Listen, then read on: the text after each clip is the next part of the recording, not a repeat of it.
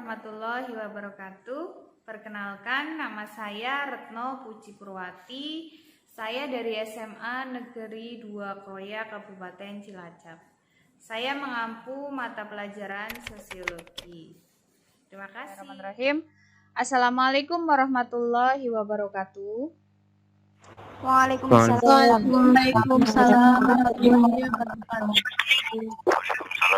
Alhamdulillah. Apa kabar anak-anakku semuanya? Sehat-sehat semuanya ya? Alhamdulillah ya. Ini sinyalnya lancar? Terdengar suara saya? Jaringannya siap? Terdengar. Oke, siap. Tadi saya sudah menge-share link daftar hadir di WA Group ya. Silahkan kalian akses, kemudian kalian absen di sana. Kemudian nanti rekapannya akan masuk ke saya. Oke, sebelumnya saya ingin menunjukkan bahwa saya adalah mahasiswa PPG Daljab 2 UNS. Hari ini melakukan pembelajaran daring ya. Hari ini tanggal 23 November 2020 melakukan pembelajaran daring ya. Kemudian selanjutnya sebelum kita mulai pembelajaran hari ini, silahkan salah satu memimpin doa. Attention please, let's pray together. Finish. Oke, terima kasih Mbak Indi sebagai ketua kelas sudah menyiapkan teman-temannya untuk pembelajaran hari ini ya. Sebelumnya saya ingin mengingatkan kalian, tidak bosan-bosan saya mengingatkan untuk kalian tetap menjaga kesehatan, fokus tetap jaga kesehatan di tengah pandemi seperti ini ya. Jangan lupa patuhi protokol kesehatan. Apa aja ya protokol kesehatan itu? Menggunakan masker, pakai masker, menggunakan masker. Oh iya, menggunakan masker, kemudian mencuci tangan pakai sabun dan menjaga jarak ya. Kalau misalnya tidak ada kepentingan yang mendesak sekali, diusahakan di rumah aja, karena situasinya kan masih seperti ini ya, masih rame COVID gitu. Jadi kita saling menjaga saja biar semuanya terhindar, tetap sehat, dan semoga pandemi ini cepat berakhir gitu. Biar kita itu bisa beraktivitas seperti biasanya. Oke, sebelum saya menjelaskan mengenai materi kita hari ini, saya ingin mengulas sedikit saja tentang materi kita pertemuan sebelumnya. Ada yang masih ingat minggu kemarin kita belajar tentang apa ya? Masalah sosial.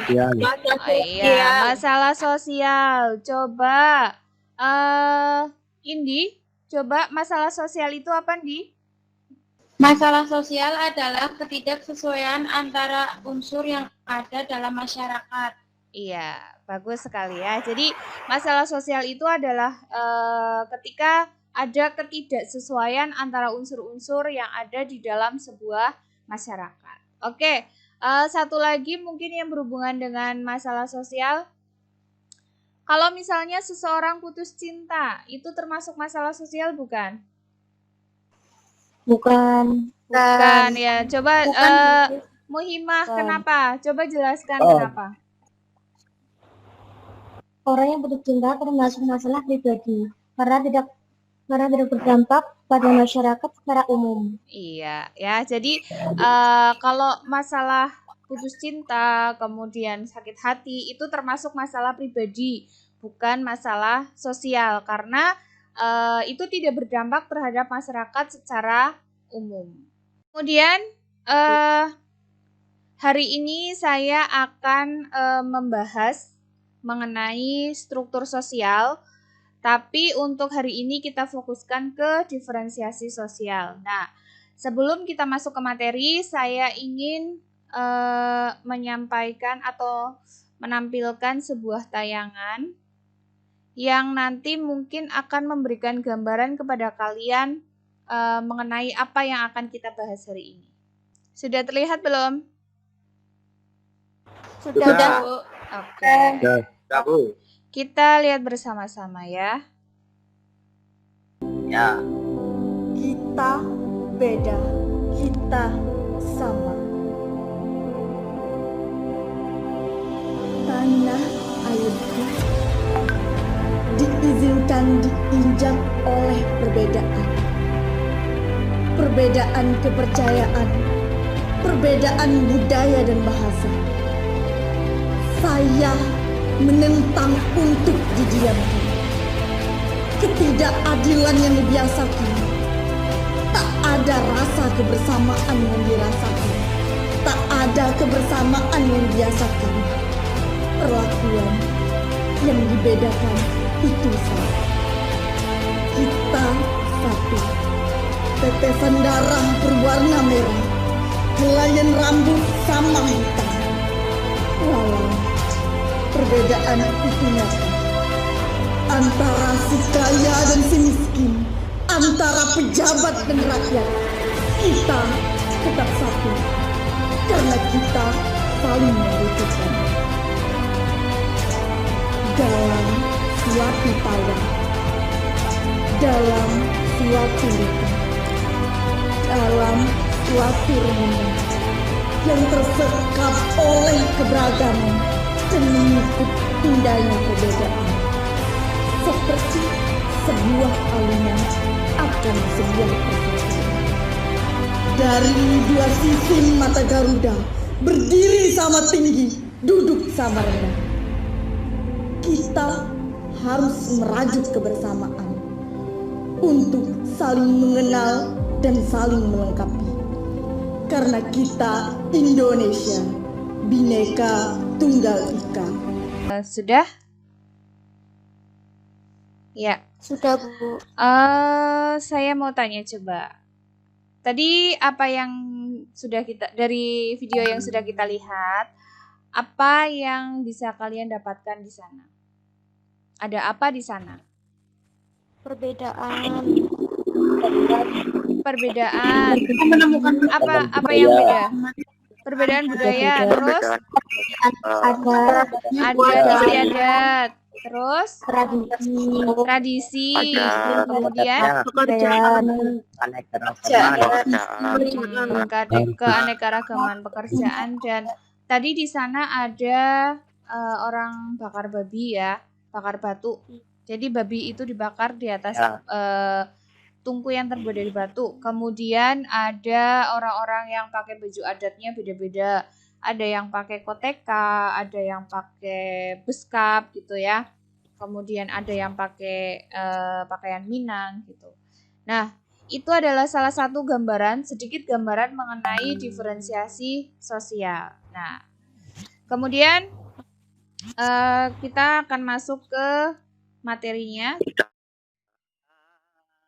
Kita belajar mengenai diferensiasi sosial.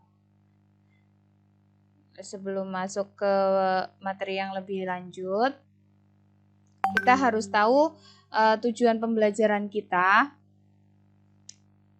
Nah, tujuan pembelajarannya adalah setelah mempelajari materi ini, diharapkan peserta didik mampu mengidentifikasi perbedaan sosial di dalam masyarakat sebagai wujud dari adanya struktur sosial horizontal. Kemudian, kompetensi yang harus kalian capai itu ada kompetensi pengetahuannya itu adalah memahami arti penting prinsip kesetaraan. Kemudian di sini ada beberapa indikator yang harus kalian kuasai, yaitu menjelaskan diferensiasi sosial. Kemudian sebelum masuk ke diferensiasi sosial, saya ingin membahas sedikit mengenai struktur sosial.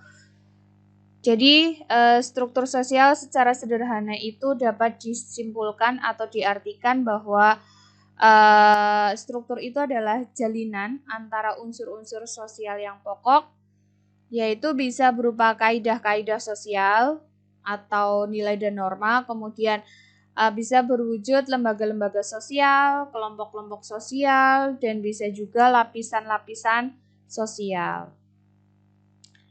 Selanjutnya, struktur sosial itu terbagi menjadi dua, yaitu struktur sosial secara horizontal yang disebut dengan diferensiasi sosial.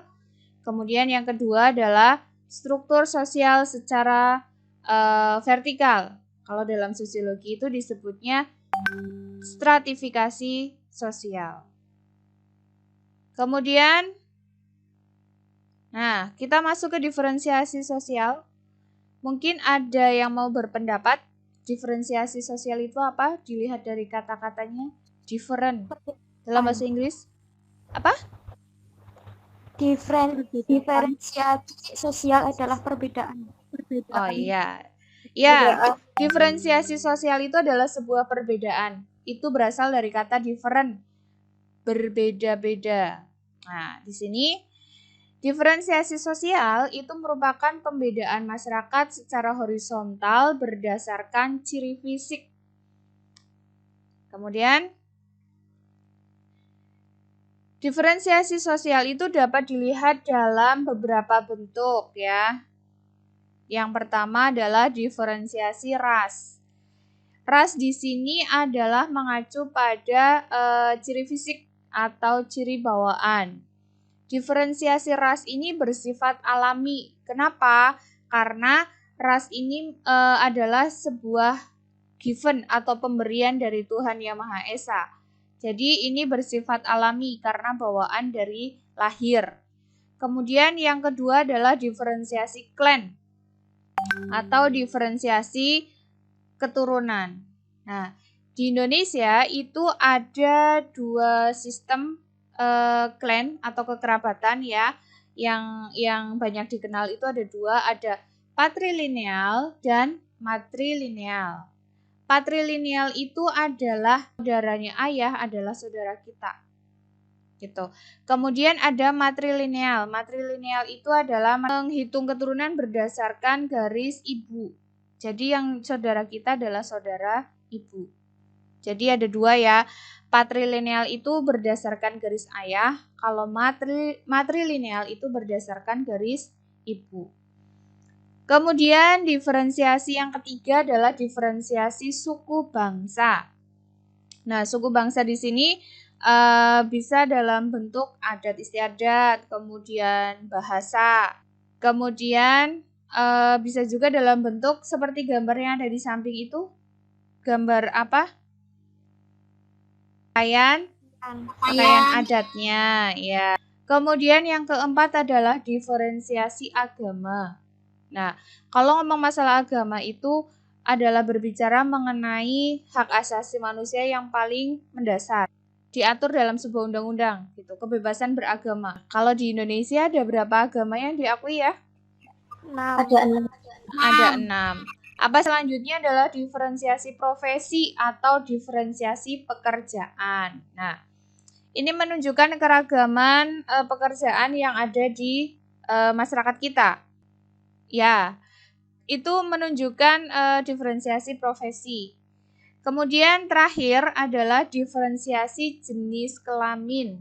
Nah, diferensiasi jenis kelamin itu mengacu kepada fisik seseorang. Jadi manusia itu secara kodrat dibedakan menjadi dua, yaitu laki-laki dan perempuan. Ya, kalau misalnya kita lihat KTP itu kan identitasnya pasti kalau nggak laki-laki, perempuan. Kemudian kalau ada yang bilang, lah Bu itu kan ada transgender gitu. Iya benar, misalnya kalau laki-laki kemudian melakukan operasi kelamin gitu ya, jadi seorang perempuan, mungkin secara fisik dia seorang perempuan, tapi apakah dia bisa hamil? Apakah dia bisa menyusui? Kemudian pengaruh adanya diferensiasi sosial dalam masyarakat. Nah, pengaruh yang pertama itu adalah primordialisme. Itu adalah sebuah pandangan atau paham yang memegang teguh hal-hal yang dibawa sejak kecil. Bisa dalam hal agama, bisa dalam hal kesukuan, bisa dalam hal profesi gitu. Kemudian ada etnosentrisme. Etnosentrisme itu adalah penilaian terhadap kebudayaan lain atas dasar nilai dan standar budaya sendiri. Berusaha menilai budaya lain tapi patokannya adalah budaya kita. Kemudian yang ketiga, pengaruh yang ketiga ada politik aliran. Adalah munculnya kelompok tertentu yang dikelilingi oleh sejumlah organisasi massa atau ormas. Di Indonesia, perwujudan politik aliran ini lebih banyak ke munculnya partai-partai politik yang didukung oleh paham-paham tertentu. Misalnya, partai-partai yang didukung oleh organisasi massa berbasis keagamaan. Misalnya seperti itu ya. Dan ya, selesai. Itu tadi materi dari saya. Ada yang mau ditanyakan nggak? Ada yang belum paham gitu? Yang dimaksud struktur vertikal sama struktur horizontal itu apa, Bu? Oke. Kalau struktur vertikal itu adalah berdiri atau sejajar? Vertikal itu berdiri atau sejajar? Berdiri. Oh iya, berdiri. Kalau berdiri itu pasti posisinya ada yang di atas dan ada yang di bawah. Nah, struktur sosial vertikal itu maksudnya pembedaan masyarakat berdasarkan tingkatan atau kelas-kelas sosial. Nah, dalam sosiologi itu nanti disebutnya adalah stratifikasi sosial. Kemudian kalau struktur horizontal itu kan mendatar ya, bersifat mendatar. Nah, itu maksudnya bahwa dalam masyarakat itu tidak ada pembagian secara bertingkat, tapi pengelompokannya itu mendatar. Artinya semua punya kedudukan yang sama, gitu. Seperti tadi yang di depan video yang kita lihat bahwa ada Bhinneka Tunggal Ika. Walaupun berbeda-beda tetap satu. Jadi kita punya kedudukan, punya hak yang sama. Begitu ya Mbak Indi, jelas? Jelas, Bu. Oke.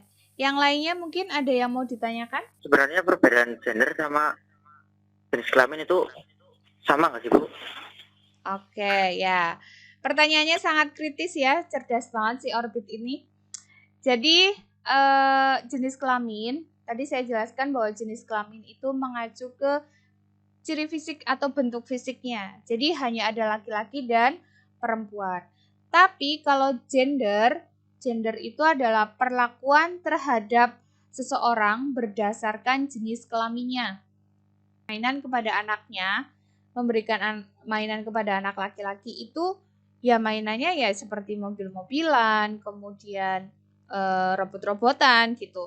Lain ketika dia memperlakukan anak perempuannya, yang diberikan itu bukan mobil-mobilan, tapi yang diberikan adalah boneka, kemudian masak-masakan gitu ya. Jelas nggak? Atau masih kurang paham gitu? Jelas. Oke, kegiatan kalian selanjutnya adalah silahkan kalian berdiskusi di Google Classroom. Saya sudah bagi kalian menjadi 4 kelompok. Terlihat nggak tampilan classroomnya? Terlihat. Oke. Di sini saya sudah share materi kita hari ini, yang kita bahas hari ini sudah ada bahan ajar, kemudian ada PowerPoint yang barusan saya tayangkan, kemudian ada video tadi, kemudian ada LKPD ya sebagai latihan kalian gitu. Kemudian di bawahnya saya juga sudah bagi kalian jadi 4 kelompok gitu ya. Hasil diskusinya nanti kita bahas di forum ini. Saya kasih waktu 20 menit cukup ya? Cukup. Insya Allah cukup, Bu. Silakan kalian berdiskusi, semangat, selamat belajar ya.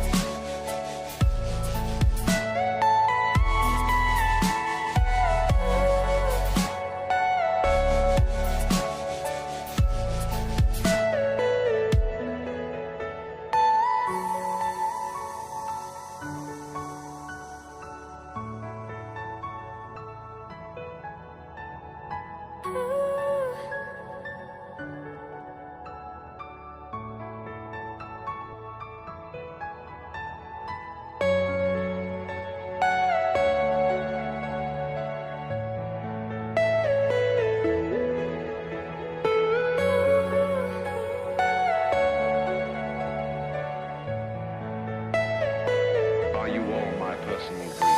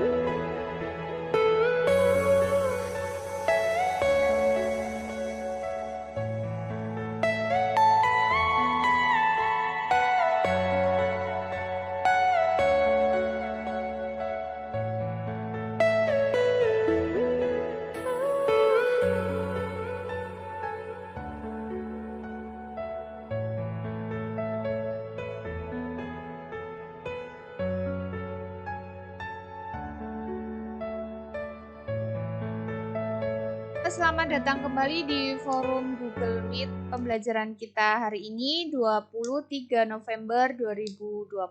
Nah, selanjutnya kita akan kalian akan mempresentasikan kesimpulan hasil diskusi dari kelompok kalian masing-masing ya. Kita mulai dari kelompok 1, monggo kelompok 1 siapa yang mau menyampaikan hasil diskusinya? Ya, Bu. Silakan. Oke, silakan, Mbak. Hasil diskusi dari kelompok 1. Identifikasi tentang diferensi profesi. Setiap orang memiliki profesi atau pekerjaan sesuai dengan kemampuannya masing-masing. Perbedaan profesi adalah hal yang sangat wajar terjadi dalam masyarakat. Bahkan sangat diperlukan dalam kehidupan bermasyarakat. Sebab dengan adanya perbedaan tersebut, kebutuhan masyarakat justru menjadi terpenuhi. Oke, terima kasih untuk kelompok 1. Selanjutnya kelompok 2, silahkan. Hasil diskusi dari kelompok 2 yaitu identifikasi dampak adanya primordialisme. Secara sederhana, primordialisme dapat diartikan sebagai perasaan kesukuan yang sangat kuat. Dalam perkembangan selanjutnya, primordialisme berarti kesetiaan tradisional, yaitu sikap masyarakat yang memegang teguh hal-hal yang dibawa sejak kecil oleh seseorang dalam kelompoknya yang kemudian meluas dan berkembang. Oke, terima kasih untuk kelompok 2. Selanjutnya kelompok 3, silahkan. Siapa yang mau mewakili kelompok 3? Identifikasi dampak adanya etnosentrisme. Etnosentrisme adalah memandang budaya lain dengan ukuran budaya sendiri. Nilai etnosentrisme diajarkan kepada kelompok maupun individu secara sadar maupun tidak sadar melalui nilai-nilai kebudayaan. Setiap individu memiliki rasa etnosentrisme karena nilai yang ditanamkan dari generasi sebelumnya akan membekas dalam benak dan pikirannya. Buktinya dapat kita lihat pada orang Indonesia yang selalu bangga dengan keramah tamahannya dan gotong royongnya. Orang Prancis yang bangga dengan bahasanya yang dianggap indah. Oke, terima kasih untuk kelompok 3. Terakhir untuk kelompok 4, silahkan siapa yang mau membacakan hasil diskusinya. Saya, Bu. Adanya berbagai macam agama yang berkembang dan saling menghormati merupakan wujud adanya diferensiasi sosial. Agama merupakan mengikat yang sangat kuat, bahkan dapat memunculkan fanatisme yang berlebihan. Hal ini terjadi karena agama menyangkut hal-hal yang sangat hakiki dalam hidup manusia, atau dengan kata lain, agama merupakan bagian yang sangat mendalam dari kepribadian seseorang. Oke, terima kasih untuk diskusinya, luar biasa. Kesimpulannya sudah dibacakan untuk kelompok 1, 2, dan 3, kemudian kelompok 4 juga. Saya bantu simpulkan untuk pembelajaran kita hari ini. Jadi, tadi kita sudah belajar mengenai struktur sosial. Kemudian struktur itu terbagi menjadi struktur vertikal dan struktur Horizontal. Kemudian struktur horizontal atau disebut diferensiasi itu punya arti bahwa diferensiasi itu adalah pembedaan masyarakat secara Horizontal. Horizontal. Oke. Horizontal. Bentuk diferensiasi itu ada beberapa. Tadi yang sudah kita bahas itu adalah diferensiasi ras, diferensiasi klan, kemudian suku bangsa, diferensiasi profesi, kemudian agama, satu lagi diferensiasi jenis kelamin. Oke. Selanjutnya, tadi kita juga sudah membahas konsekuensi adanya diferensiasi sosial ya. Primordialisme, kemudian ada etnosentrisme dan politik politik aliran ya. Oke. Saya akan share link. Link ini berisi mengenai evaluasi pembelajaran kita hari ini. Jadi silakan kalian kerjakan untuk mengukur ketercapaian pembelajaran kita hari ini, gitu ya. Kemudian seperti biasa silahkan salah satu di antara kalian menyampaikan komentar mengenai pembelajaran kita hari ini. Menurut saya pembelajaran hari ini sangat bermakna, Bu. Pembelajarannya mudah dipahami dan pembelajarannya menarik. Oke, terima kasih Mbak Indi. Semoga kedepannya kita kualitas pembelajaran kita semakin meningkat. Oke. Kemudian untuk pembelajaran pertemuan berikutnya nanti kita akan belajar mengenai stratifikasi sosial ya. Jadi silakan kalian persiapkan, kalian baca materi stratifikasi sosial untuk kita belajar di pertemuan berikutnya. Begitu ya? Cukup pembelajaran hari ini? Cukup. Oke. Ya. Saya akhiri pembelajaran kita hari ini. Itu tadi sedikit dari saya yang insya Allah dan semoga bermanfaat untuk kalian, untuk kita semua. Ya, kurang lebihnya saya mohon maaf. Terima kasih. Wassalamualaikum warahmatullahi wabarakatuh.